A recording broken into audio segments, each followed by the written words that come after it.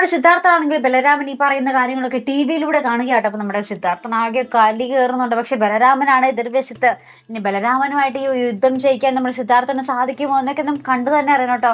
അപ്പൊ ഇപ്പുറത്താണെങ്കിൽ നമ്മുടെ പ്രഭാവതി കുറെ കുറ്റപ്പെടുത്തുന്നുണ്ട് നമ്മുടെ സിദ്ധാർത്ഥൻ. ഈ നോക്കിക്കോ, വരുന്ന അടുത്ത് തന്നെ MLA സ്ഥാനം പോകും, ഇനി ഇവിടെ ഈ വീട്ടില് പോലീസ് കയറും, ഇനി എന്തൊക്കെയാണ് സംഭവിക്കാൻ പോകുന്നത് എനിക്കൊരു പിടിയുമില്ല എന്നൊക്കെ പറഞ്ഞ് നമ്മുടെ പ്രഭാവതിയും പറയുന്നുണ്ട്. അപ്പത്താണെങ്കിൽ നമ്മുടെ ദേവിയുടെ വീട്ടില് അമ്മയും അനിയത്തിയും മാധവേട്ടനെ കണ്ടെത്തിയല്ലോ. അപ്പൊ കൂടെ ദേവികയും ഉണ്ടാകും എന്നായിരുന്നു അവരുടെ ഒരു വിശ്വാസം. പക്ഷേ അച്ഛന്റെ കൂടെ മകളില്ല എന്നൊരു സത്യം അറിയുമ്പോൾ നമ്മുടെ അമ്മ, ദേവികയുടെ അമ്മ ഭയങ്കരമായിട്ട് കരയുന്നുണ്ട്.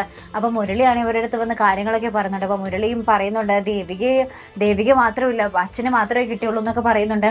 അതിന് പിന്നാലെ നമ്മുടെ ദേവിക ഈ ഒരു ബലരാമന്റെ ഈ ഒരു വീഡിയോ ഒക്കെ ന്യൂസ് ചാനലിലൂടെ പോകുന്ന ഒരു വീഡിയോ ഒക്കെ ആ ഒരു ഗുണ്ടയുടെ ഫോണിൽ നിന്നും കാണുന്ന ഒരു ദൃശ്യങ്ങളാട്ടോ നമുക്ക് കാണുവാൻ സാധിക്കുന്നത്. എന്തൊക്കെയായിരിക്കും നമ്മുടെ സുഗമോ ദേവിയിൽ വരാൻ പോകുന്നത് ഒരു പിടിയില്ല കേട്ടോ.